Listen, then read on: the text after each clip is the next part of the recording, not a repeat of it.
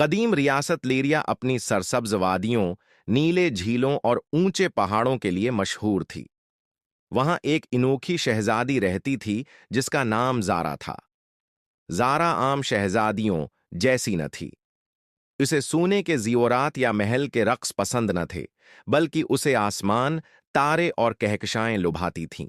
हर रात वो महल के सबसे ऊंचे मीनार पर जाकर अपनी दूरबीन से आसमान का मशाहदा करती, सितारों के नक्शे बनाती और उनकी चमक को अपने ख्वाबों में समेटती।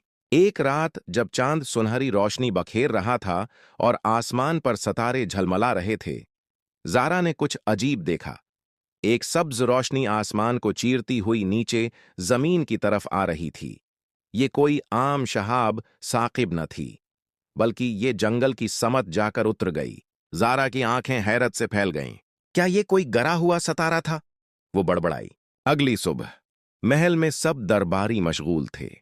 जारा ने चुपके से अपना थीला, सितारों की डायरी और एक छोटी तलवार उठाई जो वो कभी इस्तेमाल नहीं करती थी, मगर हमेशा साथ रखती थी, और अपने घोड़े लोना पर सवार होकर जंगल की तरफ रवाना हो गई। जंगल गहरा और खामोश था, मगर जारा बेखौफ आगे बढ़ती गई। आखिरकार उसे वो चीज नजर आई जिसे देखकर उसकी सांस रक गई। जमीन पर एक चमकता हुआ चांदी का कैप्सूल पड़ा था, जिस पर अजीब निशानात बने थे। जैसे ही वो करीब गई, कैप्सूल से सीटी जैसी आवाज आई और वो खुल गया। अंदर से एक मखलूक बाहर निकली। न वो डरावनी थी, न वहशी। वो लंबा, नीला, चमकदार जिस्म, बड़ी बड़ी आंखों और नर्म आवाज वाला अजनबी था। खौफजदा न हो, उसने एक आला की मदद से इंसानी जबान में कहा। जारा ने कदम पीछे न हटाए, बल्कि पूछा, तुम कौन हो? मेरा नाम कायल है। मैं एक दूर दराज सितारे से आया हूं। मेरा जहाज एक हादसे का शिकार हो गया। मुझे मदद की जरूरत है। जारा के चेहरे पर हैरत और खुशी के तासरात थे। तुम तन्हा नहीं हो, मैं तुम्हारी मदद करूंगी। अगले कई दिन जारा खफिया तौर पर कायल के पास जाती रही। वो उसे खाना, औजार और अपनी किताबें ला कर देती। कायल को जमीन के परंदे, बारिश की खुशबू और इंसानों के जज्बात बहुत दिलचस्प लगते। जवाब उनमें कायल ने जारा को एक सितारों का नक्शा दिखाया जो हवा में तीरता था। इसने ऐसे सैयारों का जिक्र किया जहां रोशनी की नदियां बहती थीं, और ऐसी दुनिया जहां मखलूक पर के बगैर अड़ती थी। जारा को यूं महसूस हुआ जैसे कायनात ने उसे छो लिया हो। लेकिन हर कहानी में एक मोड़ होता है।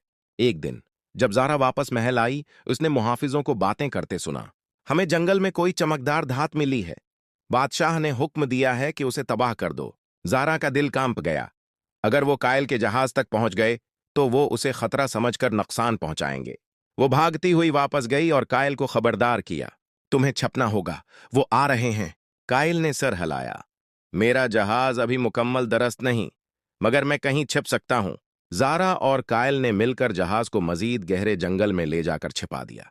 वो झाड़ियों से ढानप दिया, झूठी राहें बना दें ताकि कोई वहां तक न पहुंच सके। मगर जारा का छिपाना ज्यादा दिन न चला। अगली सुबह इसका छोटा भाई प्रिंस आर्यान उसके पीछे गया और उसने सब कुछ देख लिया। डर कर वो वापस महल भागा और बादशाह को सब बता दिया। अगले दिन जब कायल जहाज की आखिरी मरम्मत कर रहा था, शोर सुनाई दिया। सिपाही आ रहे हैं, जारा ने कहा। कायल ने आसमान की तरफ देखा।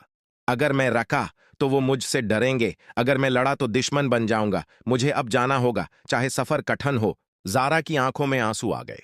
क्या तुम बच पाओगे?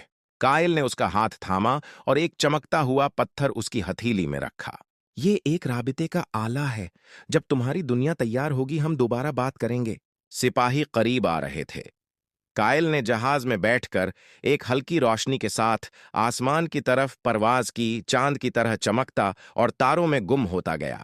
जारा खामोश खड़ी रही, हाथ में वो चमकता पत्थर थामे। महल वापस आकर बादशाह ने सख्ती से कहा, तुमने रियासत को खतरे में डाला। जारा ने नजरें झुकाए बगैर जवाब दिया, मैंने उसे बचाया। कायल हमारा दुश्मन नहीं था, वो मेरा दोस्त था। उसने मुझे वो दिखाया जो आसमानों से आगे है। कुछ लोग उसे पागल कहते, कुछ उसे बहादुर, मगर रफ्ता रफ्ता जारा की कहानी पूरे मुल्क में फैल गई। वक्त गुजरता गया। जारा मलका बनी।